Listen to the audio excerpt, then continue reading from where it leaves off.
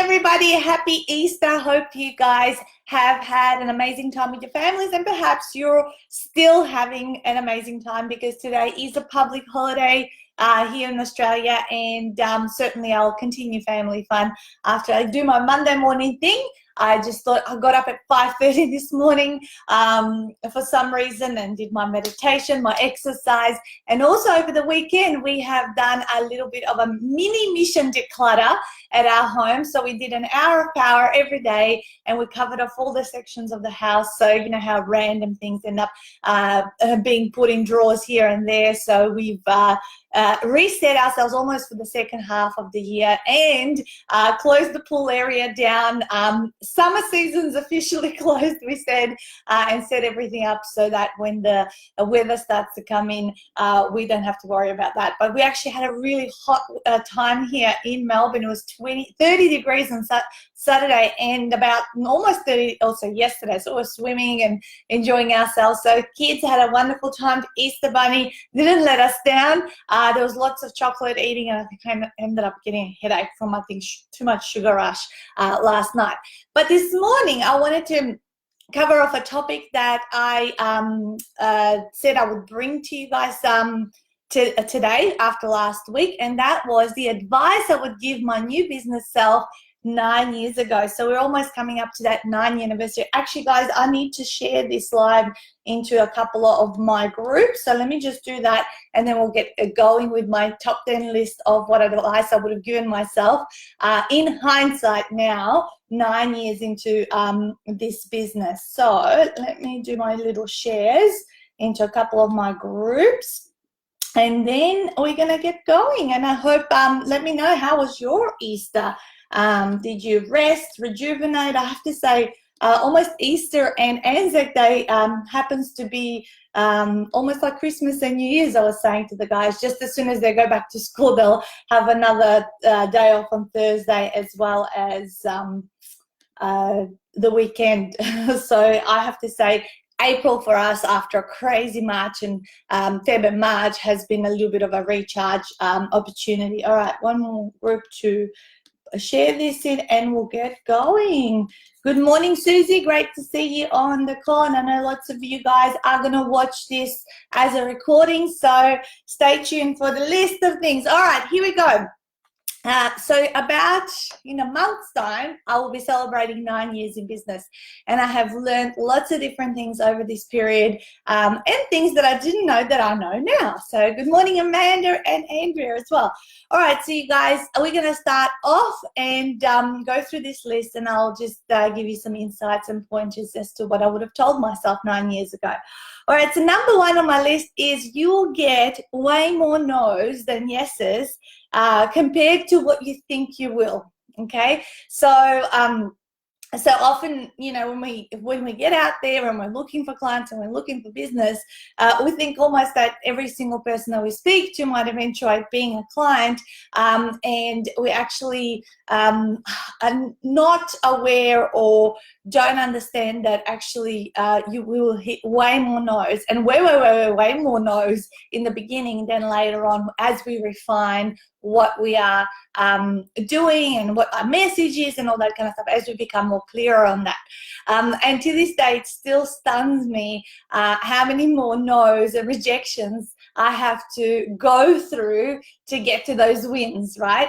And so, but back then, if I could tell myself, look, just don't stress, it's not you, it's just the way it is. Like, you know, it's a numbers game, and you will get better at it. However, you will get a lot more no's than yeses than what you think you will. Good morning, Caroline. Great to see you guys being committed to Monday morning on a public holiday, listening to me. Okay, so number two on my list is marketing and sales skills will be way more important to master than your expertise. Marketing and sales skills will be way more important to master than your expertise. So what often I can see, a lot of people upskill themselves in different modalities and ways of helping others, because a lot of the people that I speak to are in service-based businesses, and they, you know, either they learn how to be a hypnotherapist or a life coach, or they do the tapping, the EFT, all of those kind of awesome different modalities, kinesiology, all that kind of stuff. However, what I see a lack of, and thankfully I realized this early on, is that marketing and sales tools and strategies, and refining them and getting better at them, and understanding how to use technology and all that kind of stuff, it's going to be just as important as the thing that you're an expert in. Because so what if you're the best thing since sliced bread when it comes to your niche and your expertise and what you know deep down of how to help people? If no one knows of you, you're not going to make that impact. Or if you don't know how to sell yourself, you're also not going to be able to, you know, generate business to be able to be helping people. So set aside time, and I read a ton of books. I went to so many seminars. I actually did a lot more study and education around sales and marketing. And so, yes, I would tell this to my, you know, past self. I already was doing it though from the beginning. I kind of worked out, well, how the hell am I going to attract business and be able to coach clients if I'm not able to, you know, get inquiries and all that kind of stuff. So I did, you know, little things like letterbox drops, you know, print media, a lot of organic social media stuff, a lot of things that I was learning over the period from other experts on how to better market and sell myself. So number 2 was marketing and sales will be more important to master than your expertise, because your expertise you can continue refining and mastering and all that sort of stuff. I mean, all of this is an ongoing, never-ending journey, but a lot of people don't invest enough time, energy, effort, or even money to get help in marketing and sales for their business. And they think just because I am so good at what I know in terms of whatever modality I'm using or how I'm helping people through my service, that's the thing that I see is lacking, and that's what I would tell myself, and to keep doing. I mean, would I change anything how I have done it? No, I wouldn't, but these little tips would have been really valuable for me 9 years ago when I started out. Okay, number 3. It will take some time to build a network or a following and be known. So keep showing up and offer to help. Say yes to everything in the beginning. Now, I did do all of these things, but when it was the beginning, I never thought like, what's around is this actually gonna start bringing me clients and business and recognition and the ability to be seen, right? And notice, so I can then in turn make an impact. And now in hindsight, the advice I would give myself is that keep doing it, because it is going to have a turning point. The snowball effect is going to come, and as long as you keep showing up and as long as you keep offering to help other people and continue to just share and add value and all that kind of stuff. So it will take time, and it took me at least the first 2 years was hardly any results with a lot of networking. A lot of you guys know that I network twice a week. I went to events. I was a member of groups. I went to a lot of one-on-one chats and coffee meetings, help people. You know, it was just manic and crazy. But with all of that, the momentum built up, and there was time when I released my first book that in turn I experienced snowball effects. And over the years, over the first 3 or 4 years, you know, there'd be a period when things would slow down, and then a snowball effect, things would slow down until you reach a level where things also become more consistent, because at times your mindset could play tricks on you. And when I would get tired and stop going out and showing up as much, and I would never do it for too long, but I would also see that there would be also a dip in the business and the results that I was producing. All right, so that was number 3. Number 4 is be careful of who you collaborate with. Do your values match? And is the other person going to pull their own weight and add value to the collaboration? All right, so I learned a lot through a few collaborations in the first 5 years. And I would give myself that advice to be very, very careful who I'm collaborating with, because a lot of the time, all of the work was me. Although in saying that, I always say, no matter what, the universe always will reward the person that has put in the most effort and has been showing up and doing the work and all that kind of stuff. And I'm a true believer that even if we give in one place where we don't feel we're getting back, which is, a collaboration that we might want to be a part of, ultimately you'll get it from somewhere else. And I've always been very, very easy to kind of recognize what the learning and the lesson was. Cut my losses or take the losses and just restart and go, all right, that was a learning experience. I know what not to do the next time around. And I kept refining that until in the last few years, I have had the two of the most wonderful collaborative relationships with people. So I had 3 or 4 really crappy ones, but how do you recognize crappy ones? And what I would have told myself is really take the time to get to know the other person, see if the values and the goals match, and then make those decisions and perhaps cut your losses or take your losses and a lot earlier rather than once I waited over 2 years and I was just like take all the time from me and investing a lot of time, energy, effort, and my expertise, and for nothing, and actually a financial loss in the end as well because of that relationship. All right, so that was my number 4 I would have given myself. Of course, we learn through these things and we can do it better, and this is how we become wiser. All right, number 5 is get a virtual assistant as soon as you can. Don't be scared of hiring people. That's what I would have told myself, because so many years went by, 4.5 years before I engaged anyone to help me in the business. Of course, Stuart started helping me from about 2.5 years in, and he ended up in a way being my virtual assistant. However, the kind of work that I was giving him was like not very energizing for him. So when I got my virtual assistant 3 and a bit years ago, I went, oh my God, why didn't I do this sooner? So I know Francesca teaches a lot of people to get their virtual assistants ASAP, especially when you trying to run events. There's a lot of tasks on the to-do list. So that's the thing that I would have told myself is absolutely get a virtual assistant as soon as you can. And don't be scared of hiring people, because the more, good morning, Carol. So the more you hire people, not only are you obviously making an impact on someone else's life by providing employment, but at the same time, you are able to do the best things, the things that you love doing and you're best at, and to continue be able to scale the business. And you know what?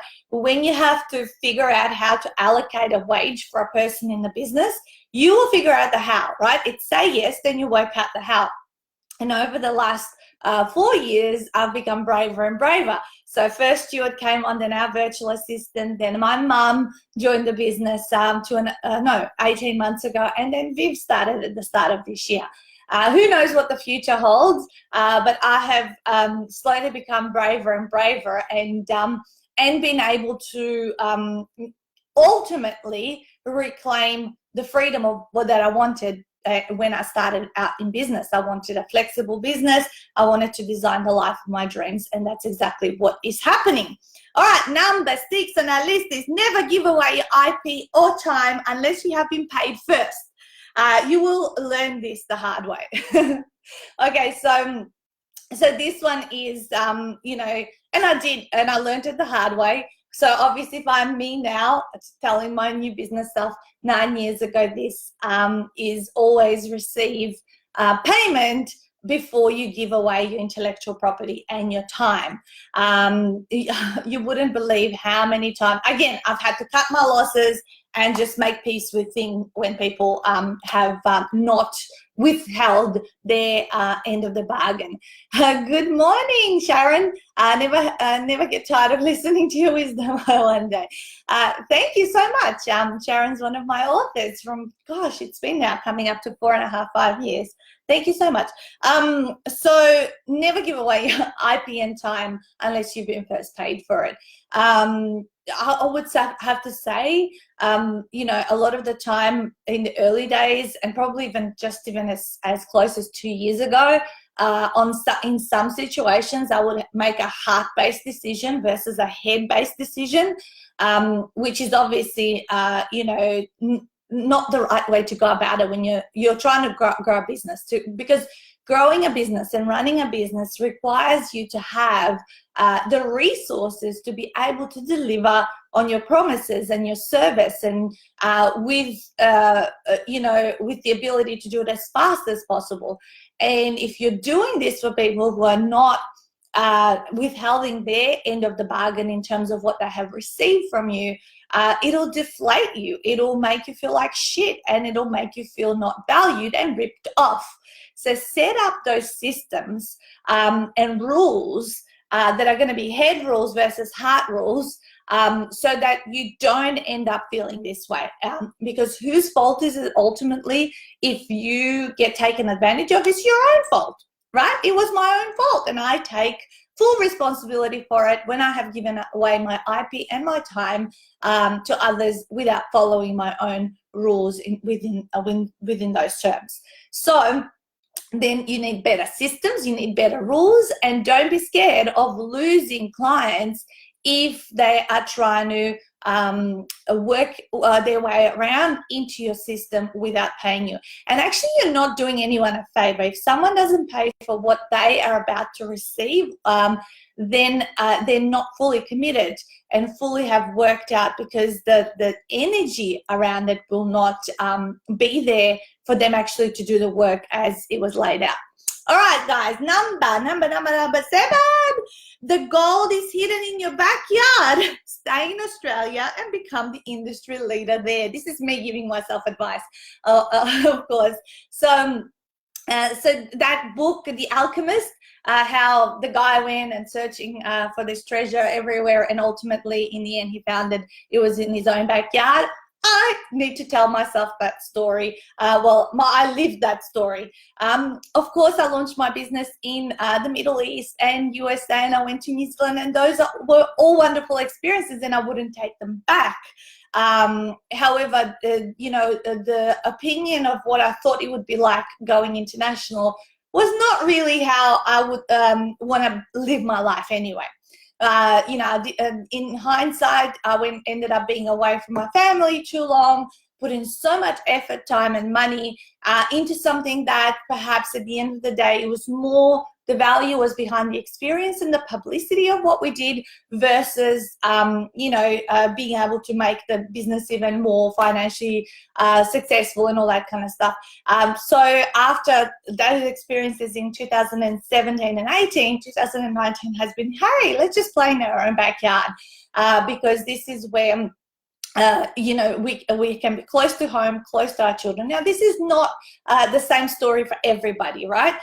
Some of you guys would love to, you know, live a life of traveling country to country. I prefer nowadays to do that for pleasure and just the fun stuff with the family, where I take them away on those long haul trips versus going there just purely for business. And that's why actually the exposure we had internationally and the partner that we have in the Middle East, and the fact that we established a network in the US is awesome, because we are still picking up clients from countries internationally. However, we don't have to leave our home, and we can still serve and help those people remotely, which is that we worked our way around it to be international without having to rock up over there regularly. So that's what I would have told myself at the beginning.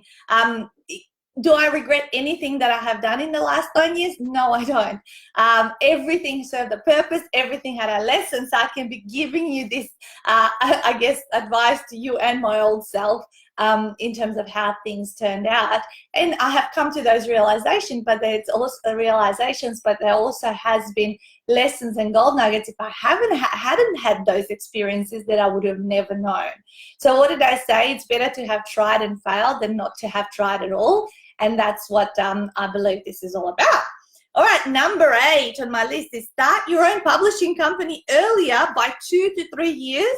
Don't delay due to fear. Okay, so you guys may know that 7 months ago, we launched our own publishing company in-house so we can serve our clients from start to finish. And we were outsourcing that for the first 5 years, the first 23 retreats were taken care of by an external supplier or publishing company. And why did I wait so long? Because I was scared. I didn't think I could do this process. I kind of thought it was like this mysterious kind of thing until about 8 or 9 months ago, I decided that I would, do my own book. And I mean, I had gone through this process 10 other times for myself and so many other people. And I go, you know what? I'm going to source everything. I'm going to organize this. I'm going to project manage this from start to finish. And when I did it, and it was so quick and it was so easy for me, right? Because I have done it so many times before. I go, why the hell am I not doing this in-house? Why have I been so scared about this? And started, doing number crunching and working things out. And realize that, oh my God, I'm just giving away this opportunity. I spend so much time, so much effort, so much money, so much traveling away from my kids to find my clients all over Australia and the world. And I'm giving away a huge piece of the pie to just somebody else.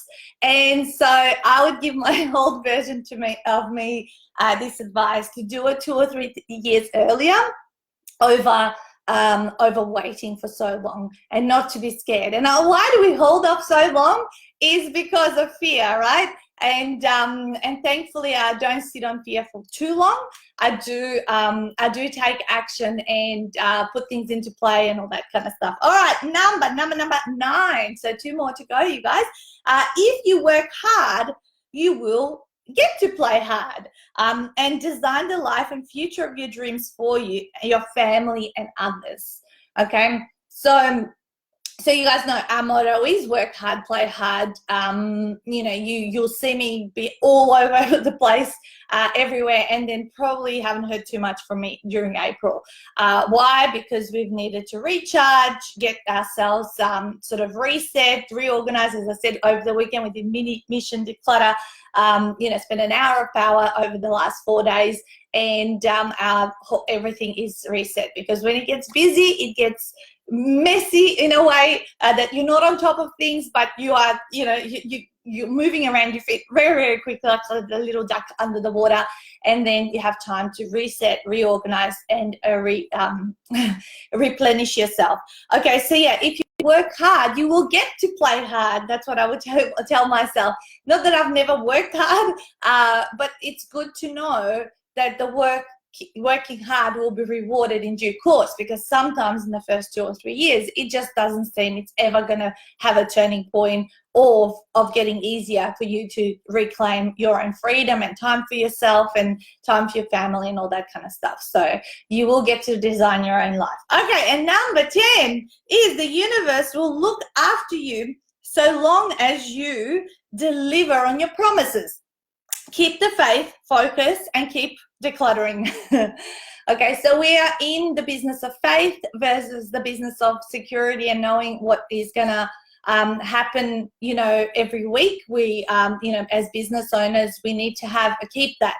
And I believe if you work hard, obviously the universe will reward you accordingly. And what I said here, as long as you deliver on what it's promised or what you have promised. So what that means is that if you say something to someone, if you promise something, if you're going to tell someone, if someone messages you, that you're going to get back to them, that however you have sourced your clients and have gotten them to come into your system, that your service and your communication quality and rapid rate of response is going to remain through the journey from before you met the person, when you met them, then they became your client, during their whole experience with you, and even afterwards, that you will be able to have these relationships. I mean, we had Sharon here, and I don't know if you're still on the call, Sharon, but I met Sharon, God, now coming up to 6 years ago.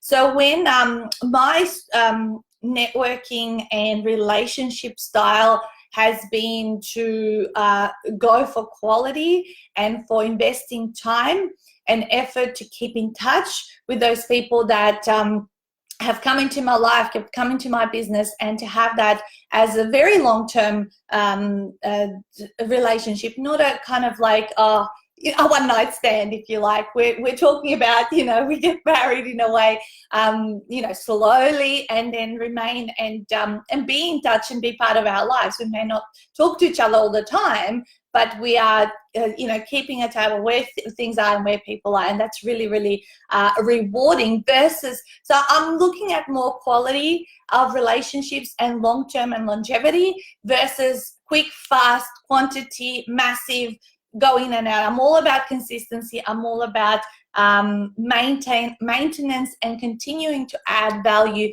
not just to new people, but to my old clients and all that sort of stuff. So keep your promises. When you put your head on the pillow at night, know and in deep down your heart, if you've done the best you can with what you've told everyone that you're working with. Hey, Lucy, great to see you on the call.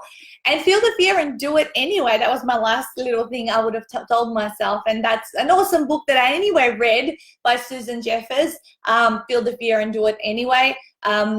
I read it in the first 3 months of starting this journey, and really it was an eye-opener, and I have kept remembering it. And one little line that she had in that book is that I can handle it, right? And that's been my mindset. Problems will arise day after day, week after week, year after year, but so long as we stay solution focused, and this is me, again, I'm speaking to you guys, but it's like speaking to myself 9 years ago. As long as you stay solution focused, you will be able to design whatever it is that you want in your life and how you want your life to be. Not everyone wants the exact same life. Some people, as I said, want to have lots of international gigs and be traveling around the world. Some people maybe don't even want a 7-figure business. I didn't start out wanting a 7-figure business. I thought it would be part-time hours, 6 figures, and I would have 15 to 20 coaching clients a week, one-on-one, and that was my ideal dream at the start of my business. Never did I dream that this was going to be a multiple 7-figure business with now 5 people employed through it, probably 10 to 15 other, freelance suppliers that are helping us and all that kind of stuff, and experts around that we're able to hire and do things better and keep evolving. So things grow, change, you will evolve, but you will never be given anything that you're not ready for. So often people can go, oh, what if I sign up this client and I'm just not good enough to be able to coach them and all that kind of stuff. I believe the universe never introduces you to clients, people, opportunities, and other networks until you're ready to grow to that level. It's very interesting to watch the evolution of you, but then also the evolution of the people that you're attracting in your life. It's very, very cool. And I have to say, I'm grateful for everyone that has taught me all of these lessons over the years, and the people that continue to remain in my network. So guys, I hope this morning it has been valuable to you. All of those things that I've shared, the 10 things I would tell my old new business self 9 years ago when I started out in business. As I said, absolutely no regrets. The journey has unfolded just as it should. And I'm proud of every step through it. It was not easy. It was very unpredictable, up and down, stop, start, kind of slow, but never drop the ball in taking action and working on this. Because if you don't keep on working on this, your mindset and your ability to pick yourself up when you really don't feel like it and keep getting up and showing up, then nothing else is going to work. So look after yourself. Thank you, Lucy. Look after yourselves and keep growing because we are here. The happiness comes from solving problems. Did you know that? Happiness comes from solving problems. So how many problems are you going to solve, today, this week, this year? And the more problems you solve for other people, the better your life will be. So have an amazing week, guys. Smash it out, and I will see you next Monday, same time and same place, 9 a.m. Melbourne time. Talk to you soon. Bye.